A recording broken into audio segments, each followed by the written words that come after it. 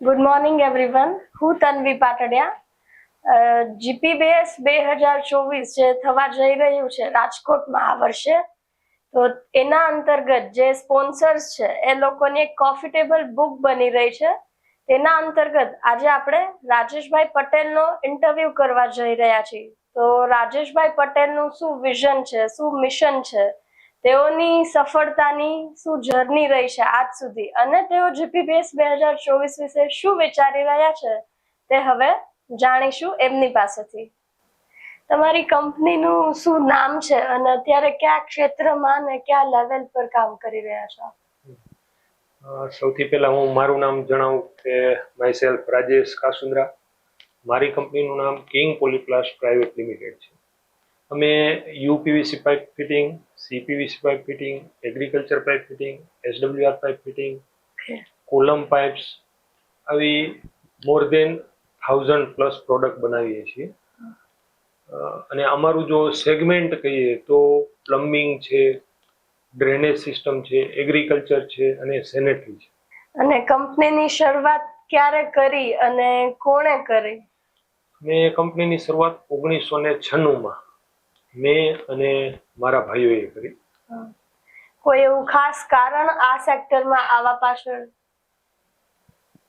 હું તમને 1996ની વાત કરું તો હું એક ખેડૂત પુત્ર છું અને મારું વતન પડદરી તાલુકાનું ઉકરડા ગામ છે. ઓકે. એટલે અમે મારા ફાધર કે મારા ફેમિલીમાં કોઈએ બિઝનેસ વિશે વિચારેલું પણ નહીં અને કોઈ બિઝનેસ કરતું પણ નહીં. હું ઉકરડા ગામથી રાજકોટ ભણવા આવતો, અપડાઉન કરતો, તો રસ્તામાં પડદરી અને રાજકોટ વચ્ચે એક નાની એવી જગ્યામાં લગભગ 15x50ની જગ્યા હશે, તો એ જગ્યામાં એચડીપી પાઇપનું એક નાનું એવું કારખાનું હતું. 24 કલાક ચાલતું હોય, ઓફિસ પણ નહોતી, એક દેશી બાવળની નીચે 5-7 ચેર નાખેલી હોય, ખેડૂતો વેઇટિંગ કરતા હોય પાઇપ માટે, અને એક બાજુમાં કાર પણ પડેલી હોય.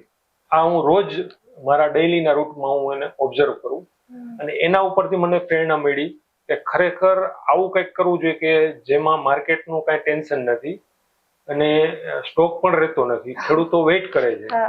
તો આના ઉપરથી પ્રેરણા લઈ અને મેં આ ધંધાની એચડીપી પાઇપની 1996માં શરૂઆત કરી. ઓકે, એટલે નાનપણથી જે જોતા એમાંથી પ્રેરણા લઈને શરૂ કરી. એટલે પહેલેથી એવો વિચારતો હતો કે મારે નોકરી નથી કરવી. નોકરી ઘણી બધી જગ્યાએ નોકરી મળવાના ચાન્સીસ હતા, 2-4 જગ્યાએ ઇન્ટરવ્યુ પણ આપ્યા, પણ મનમાં એવું હતું કે કાંઈક મારું પોતાનું કરવું છે. ઓકે. અત્યારે નાના પાયે શરૂ કરેલી કિંગ પાઇપ આજે આટલી મોટી બની ગઈ, તો એની પાછળ શું રહસ્ય છે? કયા એવા સિદ્ધાંતો છે, કઈ મહેનત છે, એની વાત જણાવો. જ્યારે શૂન્યમાંથી સર્જન કરવાનું હોય તો સૌથી પહેલા તો તમારે સખત પુરુષાર્થ કરવો પડે, અને પટેલ લોકોના બ્લડમાં જો પ્લસ પોઈન્ટ હોય તો એ જ કહેવાય કે એક મહેનતની તૈયારી છે. તો અમે પણ આવી સખત મહેનત કરી. એ સિવાય ઓનેસ્ટી છે, કમિટમેન્ટ છે, એક્સલન્સ છે, રિસ્પેક્ટ છે, આવા બધા ગુણો તો છે જ.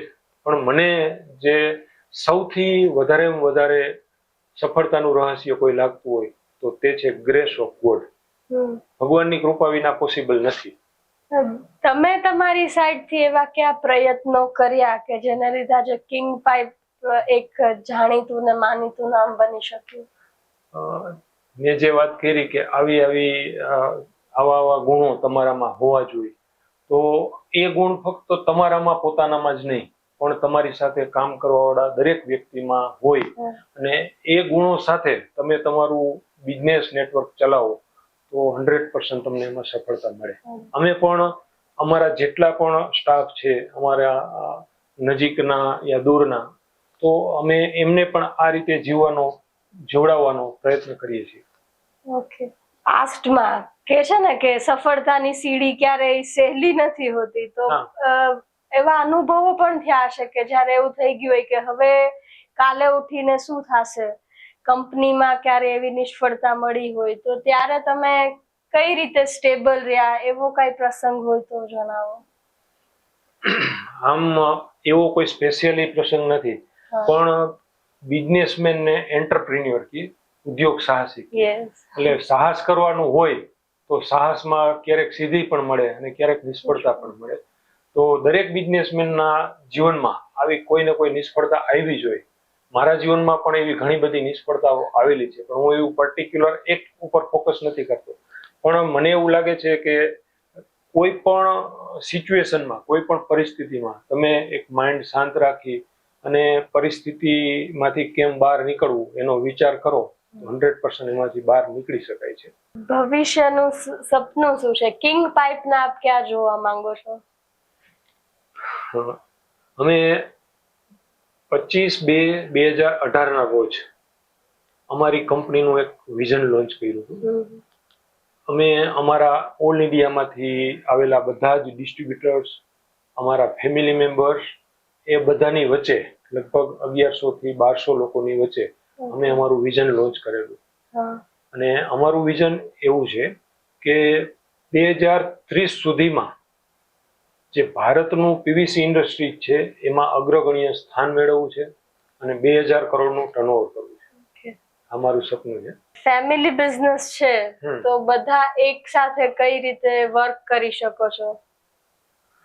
હા, એટલે ફેમિલી બિઝનેસ છે એટલે ચલાવવા માટે સૌથી પહેલા મારી દ્રષ્ટિએ એક તો લેટ ગો ની ભાવના હોવી જોઈએ.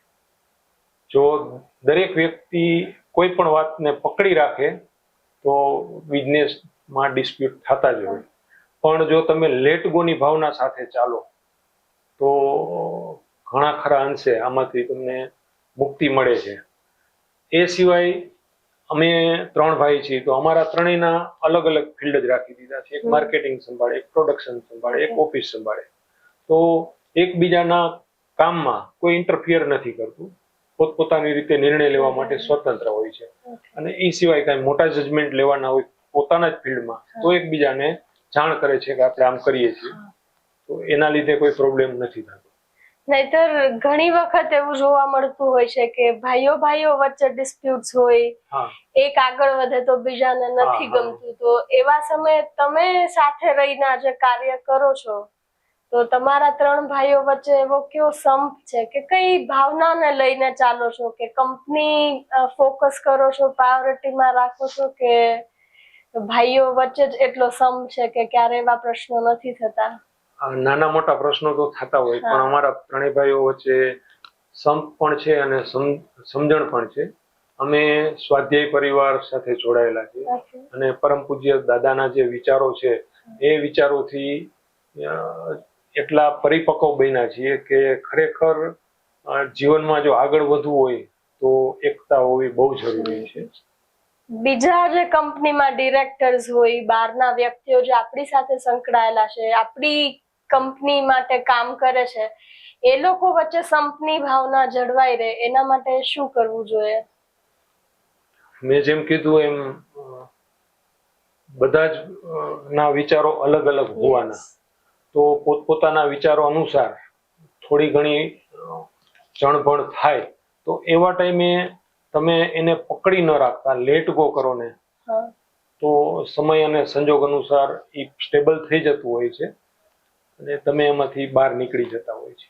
ઓકે, આપનું એવું માનવું ખરી કે એ લોકોમાં એક ટીમ ભાવના, એક કંપની છે, અમે એમના માટે કામ કરીએ છીએ, એ વિચાર જો પ્રસ્થાપિત કરીશું તો એ લોકો વધારે સારી રીતે કામ કરશે? 100%. તમારામાં તમે પોતે છો એના પહેલા કંપની છે એ ભાવના જો હોય તો પોતાને સાઈડમાં રાખી અને કંપનીનો ગ્રોથ કેમ કરવો એ જ જો વિચારે ને તો 100% એમાં આગળ વધી શકે. સરદારધામમાં આપ સ્પોન્સર છો તો GPBS 24 અંગે આપના શું વિચારો, શું મંતવ્ય છે? ઉદ્યોગનગરી રાજકોટના આંગણે GPBS દ્વારા આવું ભવ્ય અને એક વૈશ્વિક કક્ષાનું આયોજન થઈ રહ્યું છે ત્યારે મને એવું લાગે છે કે દરેક બિઝનેસમેન માટે એક આ ઓપોર્ચ્યુનિટી છે અને આ ઓપોર્ચ્યુનિટી દરેક બિઝનેસમેને જે તક છે તે ઝડપી લેવી જોઈએ અને પોતાના બિઝનેસને મેક્સિમમ ગ્રોથ અપાવવો જોઈએ. Thank you very much.